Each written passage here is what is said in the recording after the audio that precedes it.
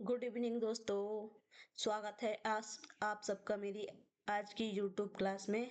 आज की YouTube class में हम जानेंगे व्यापारिक बैंकों के विषय में।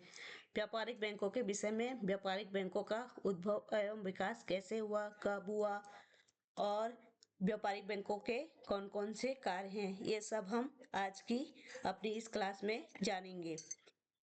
दोस्तों, व्यापारिक बैंकों का उद्भव एवं विकास।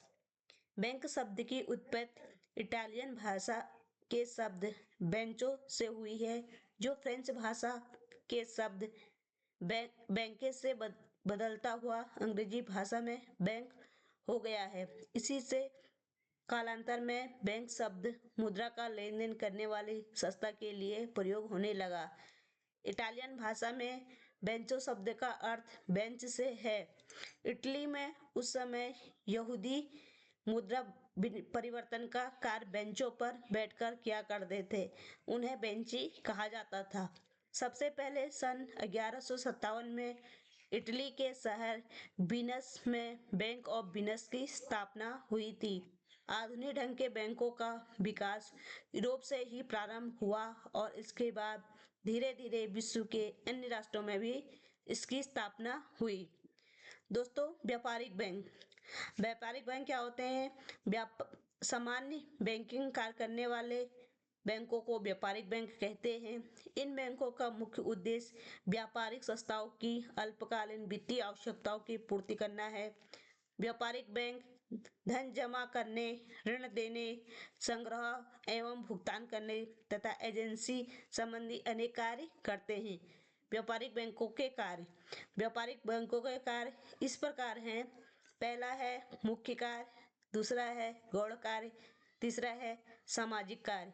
यहाँ पे दोस्तों हम व्यापारिक बैंकों के मुख्य कार्य के विषय में जानेंगे। नेक्स्ट क्लास में हम सामाजिक कार्य और गौण कार्यों के विषय में जानेंगे। पहला है व्यापारिक बैंकों के प्राथमिक कार्य। व्यापारिक बैंकों के प्राथमिक कार्य हैं जमा स्वीकार करना, ऋण देना और साख का निर्माण करना। दोस्तों, जमा स्वीकार करने के कार्य हैं चालू जमा, बचत जमा, सावधि जमा, आवर्ती जमा। ऋण देने में नगद साख, अधिविकर्ष, ऋण एवं अग्रिम विनिमय पत्रों की कटौती, सरकारी प्रतिभूतियों में निवेश। सबसे पहले हम जानेंगे जमाएं स्वीकार करना। व्यापारिक बैंक का एक महत्वपूर्ण कार्य जनता से रकम जमा करना होता है। व्यापारिक बैंकों द्वारा स्वीकार की जाने वाली प्रमुख जमाएं निम्न है। पहला है चालू जमा। चालू जमा क्या होता है? चालू खाते की चालू जमाएं कहलाती हैं। चालू खाता वह खाता होता है जिसमें जमा की गई रकम जब चाहे निकाली जा सकती है। इस खाते में आवश्यकता अनुसार कई बार रुपया निकालने की सुविधा रहती है। इस खाते पर बैंक ब्याज नहीं देता है। दोस्तों, चालू खाता वह खाता होता है जिसमें हम दिन में कई बार पैसा जमा कर सकते हैं और कई बार पैसा निकाल सकते हैं। इस खाते पर बैंक हमें कोई ब्याज दर नहीं देता है।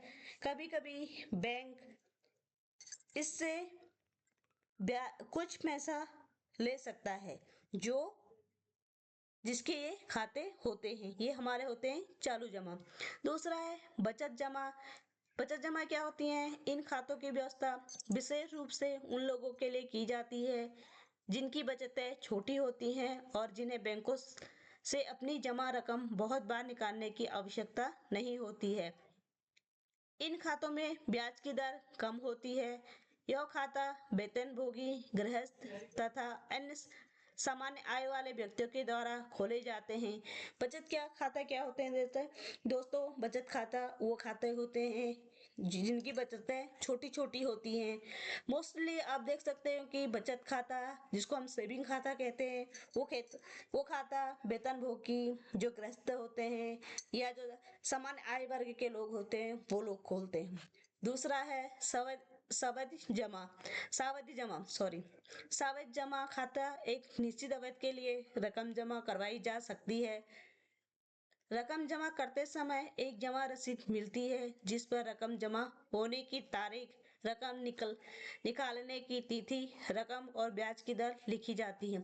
सावधि जमा को दोस्तों फिक्स डिपॉजिट कहते हैं। फिक्स डिपॉजिट क्या होता है? इसमें एक बार जितने भी पैसे होते हैं वो जमा कर दिए जाते हैं एक निश्चित समय के लिए, और उस समय जमाकर्ता को एक रसीद दी जाती है जिसमें जमा की तारीख लिखी होती है, जमा कब निकाल सकते हो, उसकी मैच्योरिटी की डेट क्या होती है वो लिख दी जाती है, रकम कितनी होती है और किस दर से उस पर ब्याज लिखा मिलेगा वो लिख दिया जाता है। होती है सावधि जमा। नेक्स्ट है आवर्ती जमा। आवर्ती जमा क्या होती है? आवर्ती जमाएं एक विशेष प्रकार की सावधि जमाएं हैं जिसमें जमाकर्ता एक निश्चित राशि प्रति मास जमा करता रहता है। कुछ विशेष स्थितियों को छोड़कर इस खाते से मुद्रा एक निश्चित समय से पहले नहीं निकलवाई जा सकती। इस खाते में जमा राशि पर ब्याज की दर ऊंची होती है। निश्चित अवधि समाप्त होने पर ब्याज सहित जमाकर्ता को वापस प्राप्त हो जाती है। जो दोस्तों ये है आरडी। आरडी क्या होती है? आरडी एक प्रकार की सावधि जमा होती है जिसमें प्रतिमाह राशि जमा करनी पड़ती है, और जब ये आरडी पूरी हो जाती है उसके बाद जमाकर्ता को उसकी पैसे या मुद्रा वापस दे दिए जाते हैं। इस पर ब्याज ब्याज की दर ऊंची होती है। दोस्तों ये थे हमारे व्यावसायिक बैंक और व्यावसायिक बैंकों का उद्भव, विकास और व्यावसायिक बैंकों के मुख्य कार्य। दोस्तों नेक्स्ट क्लास में हम मिलेंगे आपको व्यावसायिक बैंकों के प्राथमिक कार्य में ऋण देना, व्यापारिक बैंक कौन कौन से ऋण देता है और शाखा का निर्माण कैसे करता है। दोस्तों मिलते हैं आप सबको अपनी यूट्यूब की नई क्लास में, जिसमें हम आपको ऋण देना, शाखा का निर्माण कैसे होता है के विषय में बताएंगे।